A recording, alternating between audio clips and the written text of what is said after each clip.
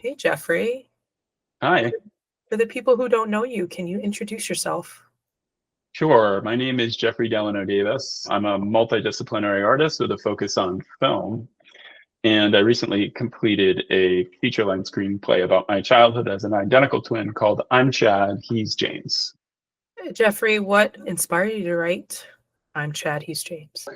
This story is about a man who reunites with his long-lost twin brother. It was inspired by a real photograph of my identical twin and I wearing t-shirts that identified us. So this is a real thing. My grandmother got us t-shirts that said, I'm Jeff, he's Chris, and I'm Chris, he's Jeff. So we were sort of labeled before we had identities. We were interchangeable. Nobody could tell us apart. So my parents confused us. Chris, my twin brother, really eventually played two roles in my life. The first role was as my first scene partner. So we lived in Western Massachusetts and there wasn't always a lot to do. So we would hike out in the woods together.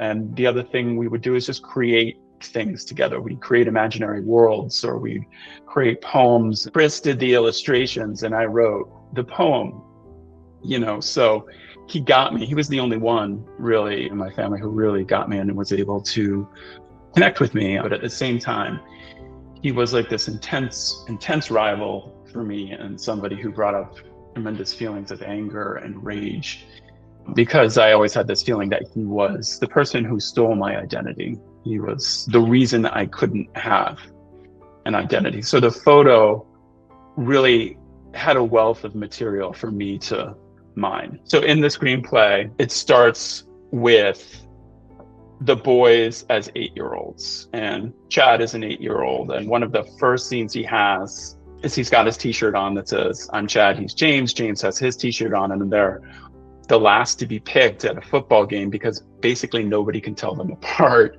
which is, ostensibly about football, but really about identity. And there becomes this massive, like 1980s, fist fight between the different factions over who is Chad and who is James. It's humorous, obviously, but underneath it is a lot of pain for young Chad because, again, he's just completely anonymous. The shirts in general, I think Mm-hmm. the fact that, and I'm referring to your real life because that's where the film comes from, but the fact that they were custom made, like your parents went out of their way to create these shirts. It was my grandmother actually, but I do wonder if my parents like coached her to get it. Yeah, it's funny. I know. Because I know. especially, I mean, it's easy now to get something custom made. Back then, not so much. So that took, work and money. I mean, what the hell was there like figure out who the kids really are meeting between like my parents and my grandparents?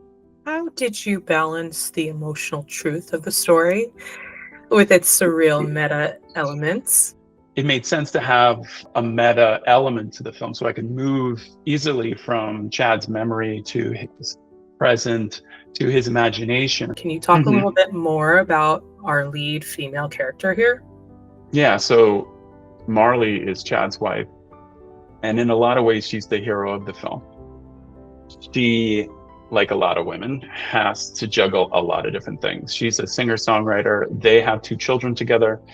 And Chad is descending quickly into a mental health morass.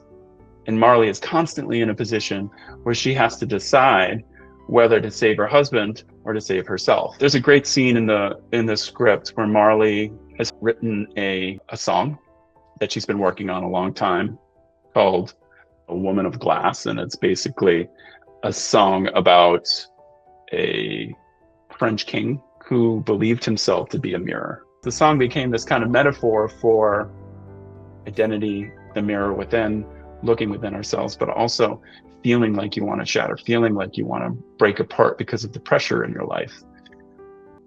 I can't wait to see who plays her.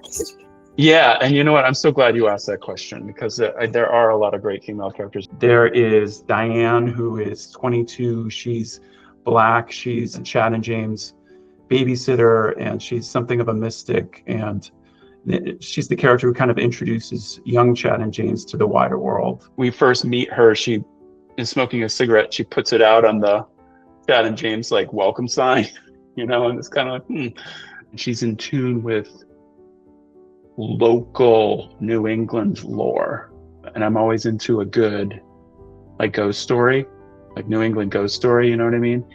And it's interesting, shall we say, the manner in which she teaches the boys about that lore. How do you hope audiences will relate to Chad? How do I hope audiences?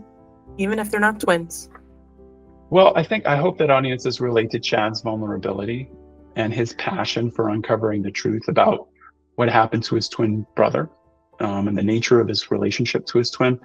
So as I mentioned earlier, in writing this film, I got to a point where I felt kind of frustrated because I was trying to discover and understand my relationship to my twin, and I realized I couldn't. It was an unfathomable relationship. But what I could identify was just a deep yearning to be close to him now, but also to connect to the nostalgia and to the beauty of the innocence we felt when we were really connected as twins and as children.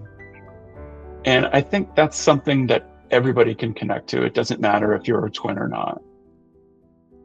In the script, Chad is really struggling to piece together his childhood and the traumatic elements of his childhood, but he can't because he's in denial, which is really, denial is the quote unquote villain of the film.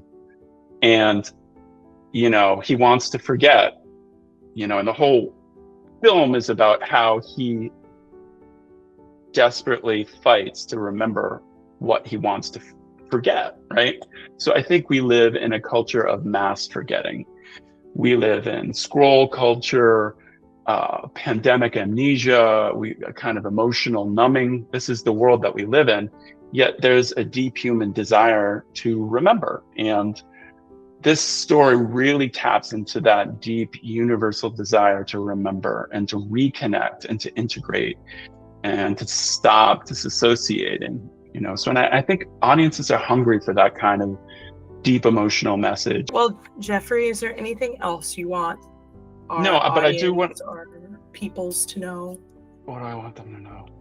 Well, this film is really funny, it's deeply emotional, and it really has some great twists to it. So if you are a producer and you are looking to produce a film and put a film out there that is both commercially viable and artistically gratifying, then this is the film to produce.